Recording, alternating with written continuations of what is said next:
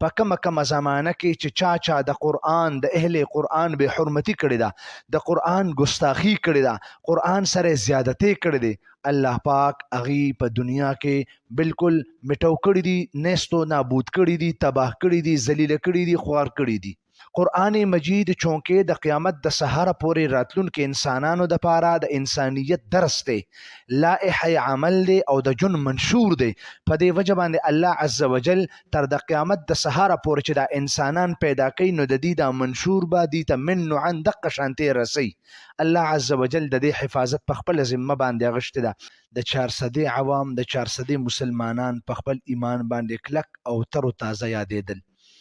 لیکن پته نه لګي چې په دې لنډو ورځو کې زما د 400 د عوامو ته د چا نظر ولګید او چا ورته بد نظر وکړو. ډېر د افسوس او د خفګان موقع ده او د 400 د سیمې ته پته نه لګي چې د چا نظر ولګید. 400 په مینه باندې یادوه،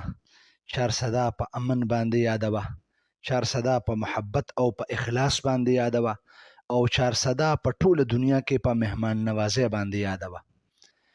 دا سویم ځل دی چې زه په دې علاقه کې دا خبر اورم چې یرجی د 400 په علاقه کې په پلانکی کلی کې پلانکی ظالم قرآن پاک اوس وزولو یا د قرآن پاک به حرمتي او ګستاخی وکړه. په حال یو 3 ورځې مخکې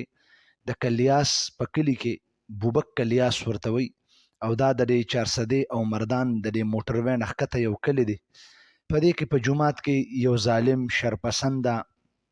یا د الله او داغه د رسول صلی الله علیه و آله وسلم یو دشمن قرآن پاک راواغستو او د لهیر د پاسه شهید کو او هغه ته اور ورته کو. لا حول ولا قوه الا بالله. تاسو ته پته لګي چې دا د دې زمانه د دین دشمنانو یو طریقه روانه ده، یو منسوبه روانه ده چې موږ به د قرآن پاک د حرمت یا د قرآن پاک د احترام دومره کم کو د مسلمانانو د زړونو نه به وباسو. په دې طریقې سره چې آی روز دا واقعات به کیږي نو د مسلمانان به د واقعاتو سره بلد شي. نو کله چې بیا یو غټه واقعه رونما کیږي نو د مسلمانان به د مخکې نه هغې سره بلد وي، لهذا هغه به ورته دا شانتې غیر معمولي څه خبره نه ښکاري. زما محترمو، د 400 عوام د 400 مسلمانان په خپل ایمان باندې کلک او تر تازه یادېدل، لیکن پته نه لګي چې په دې لنډو ورځو کې زما د 400 د عوامو ته د چا نظر ولګید او چا ورته بد نظر وکړو. د ډیرو خلکو دا نظریه ده چې یرجی دا د بهر نه یو سړی راغلی دی او په دې جومات کې قرآن سوځولی دی. کله هم زما او ستا کلي کې پردی سړی غلا نشي کولی، چرته هم زما او ستاسو په خپل وطن په خپل کلی کې پردی سړی کندر نشي کولی. دا د دې علاقې د دغه ځای خپل سړی دی، مقامی سړی دی، لیکن د الله او دغه د رسول دشمن دی. الله پاک عذاب ته دعوت ورکړی دی، نن نی سبا نی بل ورځ لنی الله پاک به لکه د ذلیل سپو په شانتې په دې محلو کې وګرځي او خلق به عبرت والی، دومره به خدای تعالی تباه او برباد کی. دا د الله کلام دی. الله عز وجل د دې کلام په خپل باندې د حفاظت ذمہداری غشته ده. اعوذ بالله من الشیطان الرجیم، بسم الله الرحمن الرحیم، انا نحن نزلنا الذکر وانا له لحافظون. قرآن پاک یعنی دا ذکر مونږ نازل کړی دی او مونږ به د دې په خپل باندې حفاظت کوونکو. دا د قرآن پاک آیت کریمه دا د 14 سپاره آیت ته یاد ساتل پکار دي. د قرآن مجید نه وړاندې چې څومره کتابونه الله پاک نازل کړي دي دا غي ذمہداری د وخت د زمانه د پیغمبر او دغه د امتیانو وه. که چا برانږدې کزان ته یا بچا پاغي باندې عمل وکړو یا بچا یاد کو یا بچا محفوظ کو، هغه کتاب خو به محفوظ پاتې شو. لیکن که هغه کتاب چا محفوظ کو بنا یا بچا یادونه یا خپل اولاد ته خودنه، نو هغه کتاب به محفوظ نه پاتې کېده، هغه به دنیا نه ختمېده. قرآن مجید چونکې د قیامت د سحر پورې راتلونکو انسانانو د پاره د انسانیت درس دی، لائحه عمل دی او د جن منشور دی. په دې وجه باندې الله عز وجل تر د قیامت د سحر پورې چې د انسانان پیدا کوي نو د دې د منشور به دې ته من عن دقه شانتې رسي. کوي الله عز وجل د دې حفاظت په خپل ذمه باندې غشته ده لیکن یاد ساتل پکار دي تاریخ موجود دی په کومه زمانه کې چې چا د قرآن د اهل قرآن به حرمتي کړی ده د قرآن ګستاخی کړی ده قرآن سره زیادتی کړی دی الله پاک اغي په دنیا کې بالکل مټو کړی دي نستو نابود کړی دي تباه کړی دي ذلیل کړی دي خوار کړی دي که دغه سړی په دې طریقې سره د مسلمانانو د جذباتو سره لوبې کول غواړي نو یاد ساتل پکار دي دا مومن مسلمان دومره خوار نه دی دا مومن مسلمان دومره زار نه دی دا مومن مسلمان دومره بے بس او بے کس نه دی اب یله خبره ده چې ما او تا ځان په خپل باندې په زبردسته بے بسه تا چولې دي نور الله پاک مؤمن مسلمان بے بس نه پیدا کړي د قرآن مجید تپوس کوون کشتا په قرآن باندې ځان ورکون کشتا د قرآن مجید د پاره د خپل ځان نه تیریدون کشتا د قرآن مجید د پاره وینه تو یون کې په دنیا کشتا نن هم الحمدلله مؤمنانو مسلمانانو سره چونکه قرآن مجید د الله پاک د طرف نه آخري نشانی ده پیغمبران دنیا ته راتلو والا نه دي دا زموستا ایمان دی چې د نبی پاک علیه الصلاۃ والسلام نه بعد بل پیغمبر به دنیا ته په اس شان په هیڅ طریقې باندې راتلون کې نه دی نو د اغي د لاس پاتې دی قرآن مجید پاتې دی اوس یورپ اهل یورپ یا د یورپ ذریت د شیطان اولاد د منافقینو د اولاد د ظالمانو چې کم دینو د آخري نشانه ته لاس اچولې دی په سناسه طریقې سره د مسلمانانو جذبات برانګیخته کول غواړي او زه په ځای باندې په مختلف موقع باندې مختلف علاقو کې او کله چې مسلمانان بیا راپاسي د قصړې رنګ هاتو په خپل لاس باندې ویني او دی له سزا ورکي یا دی مطلب دار د خپل جذباتو اظهار کوي مسلمان نو د وخت چې کوم دی حکمرانان وي یا باز بزعم خويش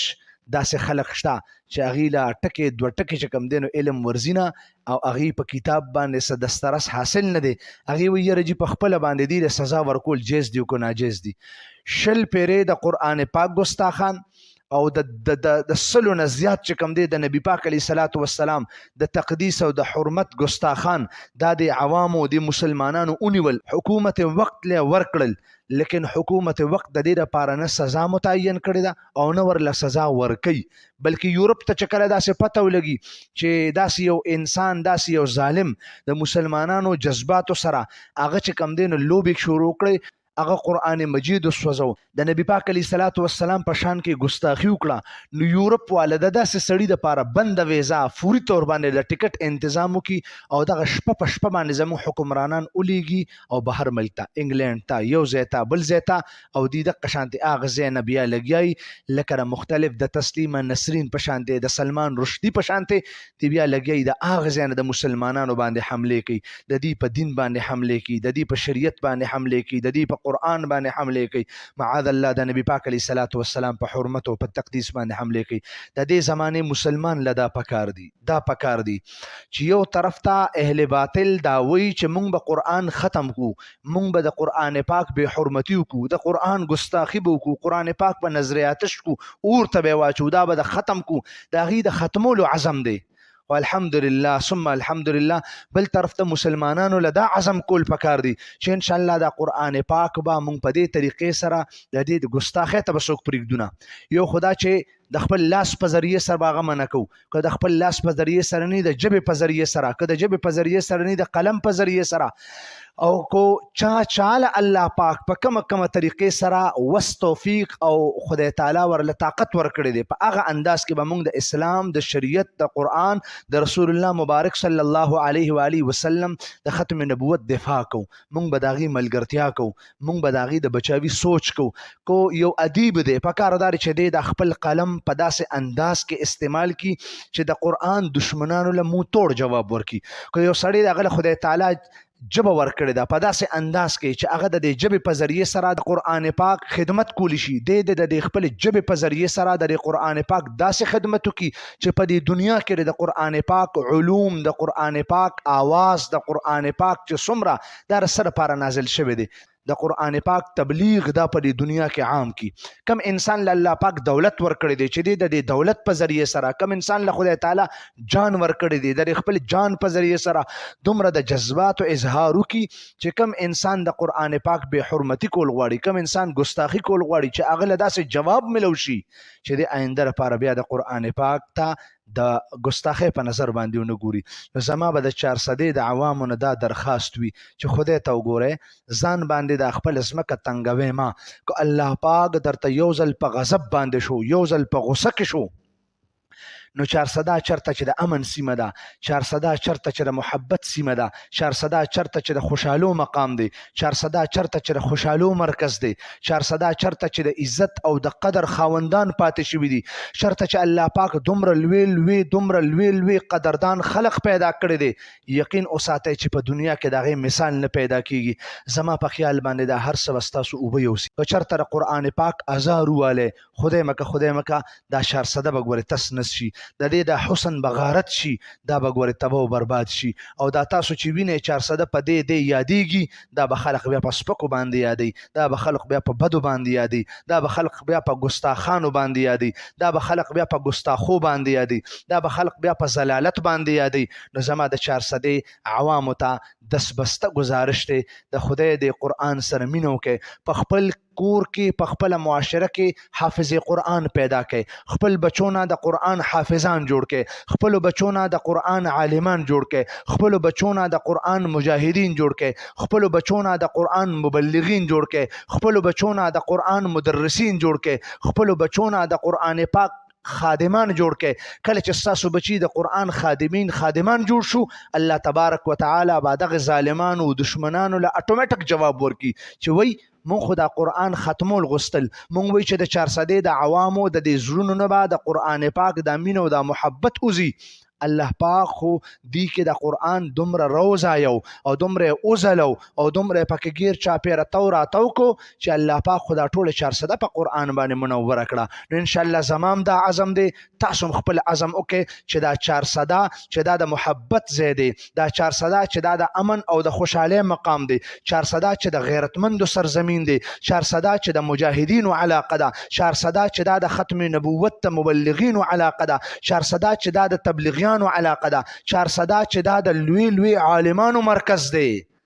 عالمان د 400 جی. نو موږ به ان شاء الله دا 400 نور هم په قرآن باندې منوره کو، په قرآن پاک به زلو او دنیا ته بخایو چې څنګه خدمت د قرآن پاک، څومره مینه د قرآن پاک، څومره محبت د قرآن پاک، څومره خلوص قرآن پاک سره 400 وال کوي، دومره په دنیا کې بل څوک نه کوي ان شاء الله. د ټولو عزم دی ان شاء الله، زمام عزم دی. جزاکم الله.